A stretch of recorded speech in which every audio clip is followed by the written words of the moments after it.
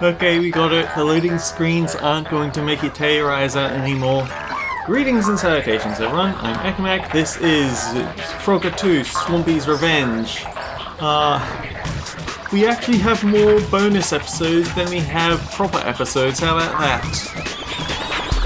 View artwork. So we've got a bunch of concept artwork here. We can kind of recognize these from the Ruins level, huh? Oh, it's auto-scrolling. Concept art of Frogger trying to get away from the rocks. The idea of sarcophagi, Iron Maidens.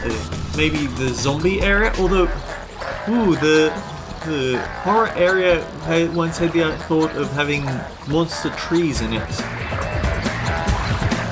And maybe some zombie rabbits and octopi monsters.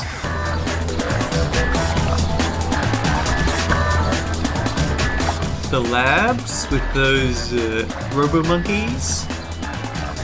Maybe the tower level. You can see the you can see what inspired what.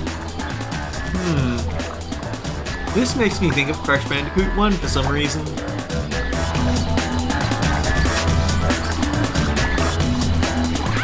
Oh, in space. Laser turrets, that would have been awful. Thank you for not having laser turrets. Ooh, alien swamp monsters. We never saw anything like that, or three-eyed fish. I guess they just stuck to deep space rather than us actually landing on that planet to check out all the alien enemies.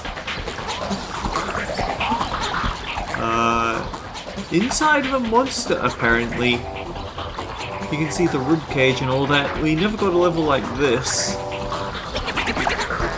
Oh, but we recognize these mine levels with the giant ants. No underground tree, though.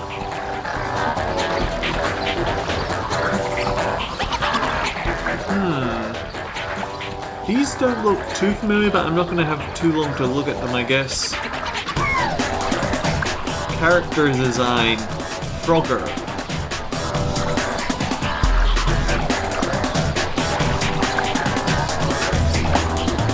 Lily Frog.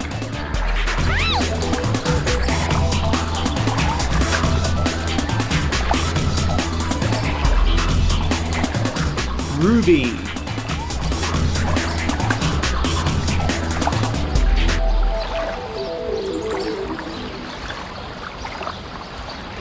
Swampy.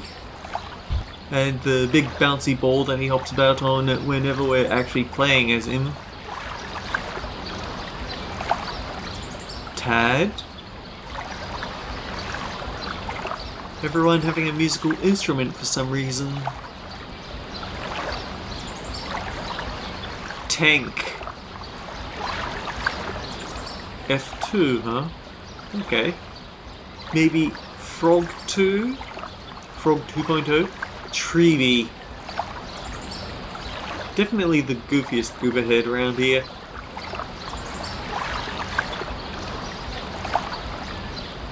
Wart. Probably a toad.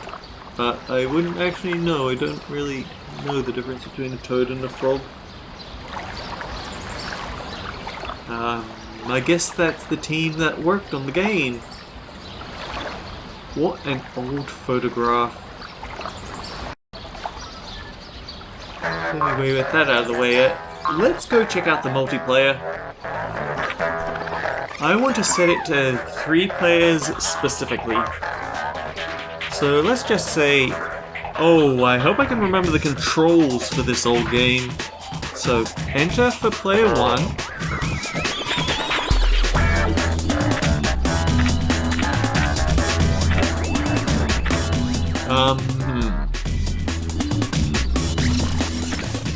S and D are the left and right keys here.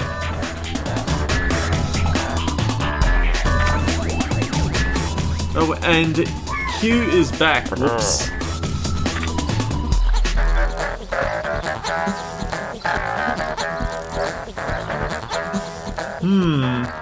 I don't think I still have the old manual for Frogger 2, so I can't really do anything about that. Tab. Tab is the enter key for player 2. Oh. P and I for player 3. And then hit 7. So there are 3 different types of mini games, and I guess I should tackle the one that'll be over fastest soon enough. This isn't going to last long.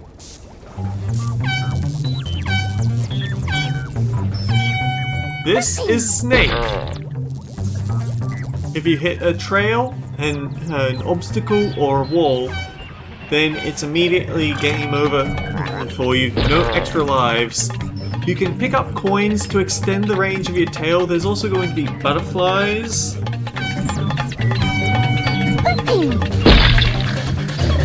And if you happen to hit backwards, then you'll instantly die.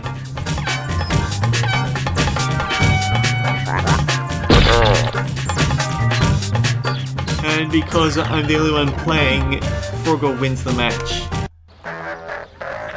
They're all based on the laboratory ones anyway, so these yellow ones are kind of interesting. These are the super retro stages.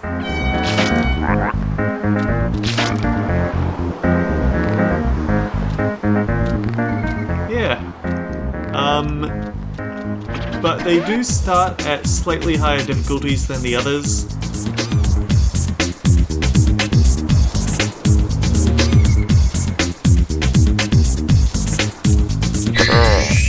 Alright, now let's take over someone else.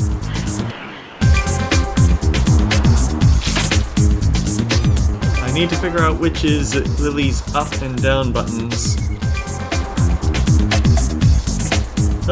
Wow, that's really confusing. Q, A, S, and D.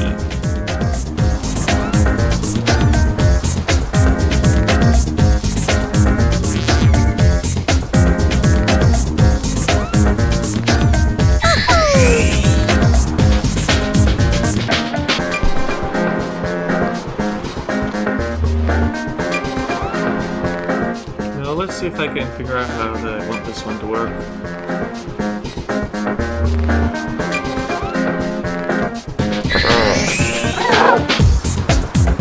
Okay, now what did we agree was Tad's buttons? 8-I-O-P.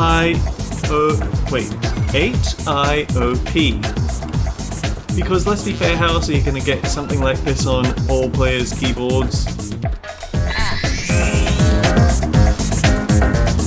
And then for Lily, right?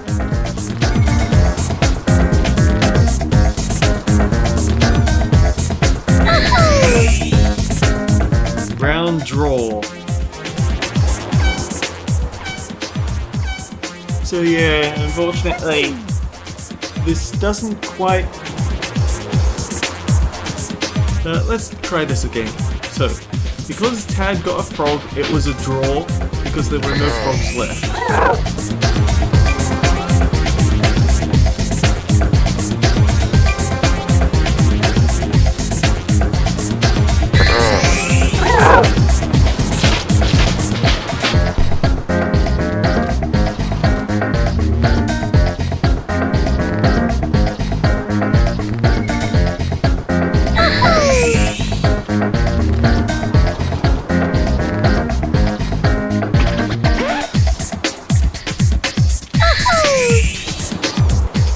Okay, I was wondering if it would knock out Tad for being in last place, for not having any chance, but I suppose Tad could be a quote-unquote kingmaker. So an important thing is that when you're on someone else, they can't move, there's no way they can get you out. So if you're feeling particularly unpleasant towards a friend that you're playing with, then you can simply sit on them and get them killed. But anyway, with that said, there's one more type of level, and these are actually unique ones, so I guess I might as well show them.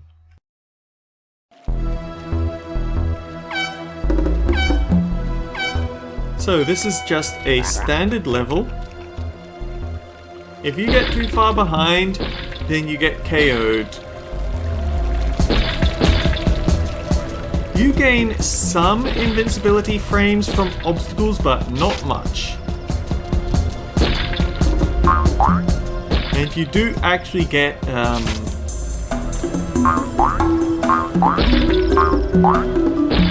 you actually do get so it keeps adding up. We'll go with that. I can see the problem here being the thing is that when you step on the tile, they don't come back. It's not impossible to get to the end.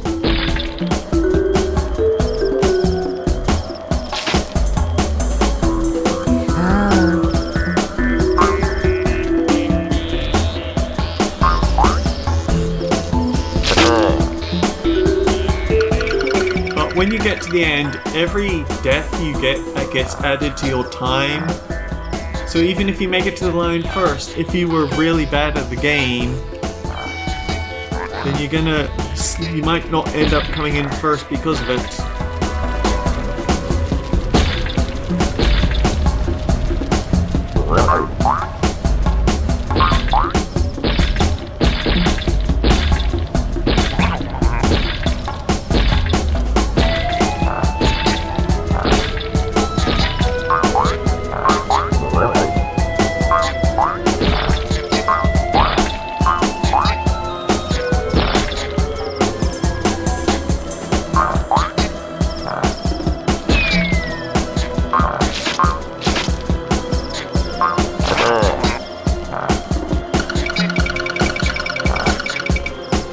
For some reason, young me really wanted to know what happens if you max out these time penalties, and it just means that you have a very long results screen, let's be fair.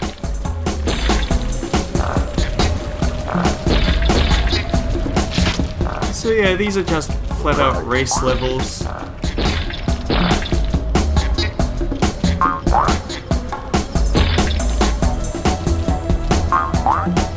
You do gain a decent amount of invincibility frames from dying at least.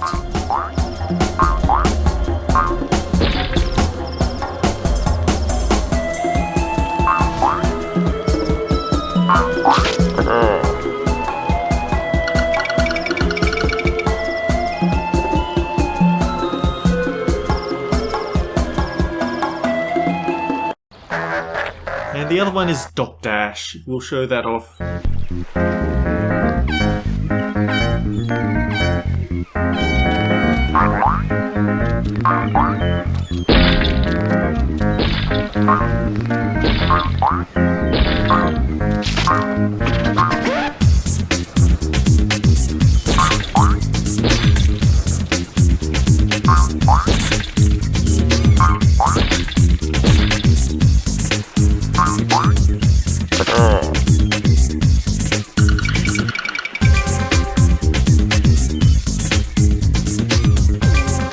I guess the idea with those time penalties is that you can't just throw yourself off an edge, spawn behind first place, and then jump onto them and reach the end before them. It doesn't work like that. I can understand why there's those time penalties.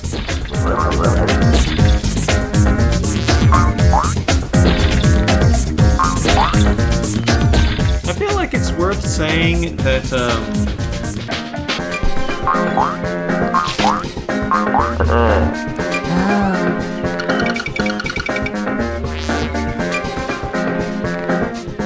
when I finish my train of thought. Okay, Frogger 1, or Frogger He's Back. I'm always going back and forth on whether I want to call it that, but it had a multiplayer map for every world. Some of them were just multiplayer remakes of already accessible levels.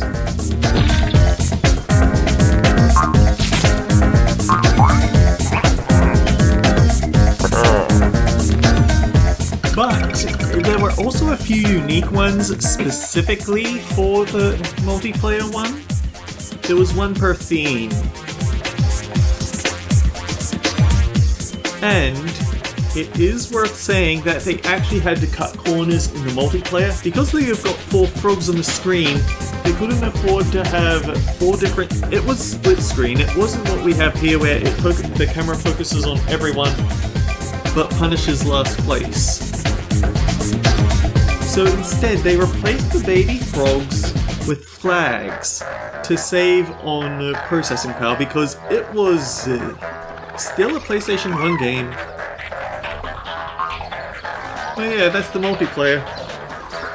It's not overly impressive, but it is nice that they added it, I guess.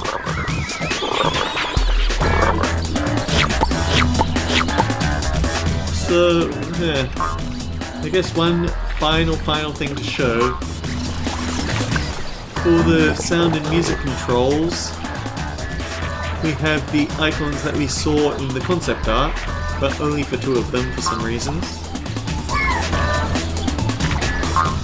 Let's just go a level with the feeding frenzy just to show what it's like. Maybe we can beat Loz's time.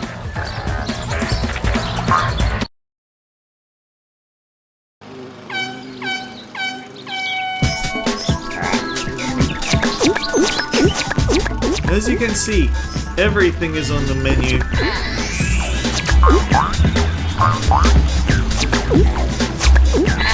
Including background graphics, including enemies.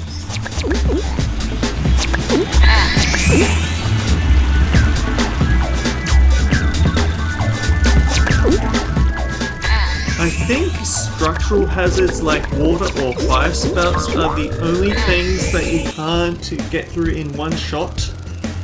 Or the only things you can't feeding frenzy your way through, but...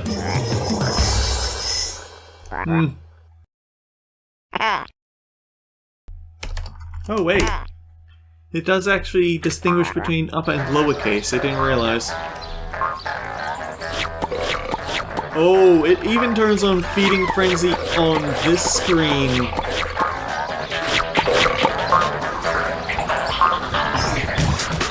So yeah, I guess that's one way you could play the game if you want to beat all the best times and don't feel like actually getting good at the game. So yeah, that really is it. That's Frogger 2 Swampy's Revenge. It was a fun little nostalgia trip. It doesn't overstay its welcome. It doesn't have the stupidly rude difficulty spikes of Frogger 1. Who knows, maybe if I ever figure out how to get the audio working for Frogger 1, I will cover that. I'm going to be in a far less good mood about it because, as I've said time and time again, it's stupidly difficult. And I do have Zappa on Steam, so that's another option I could do. We could go check out Zappa and see what the dev team got up to next.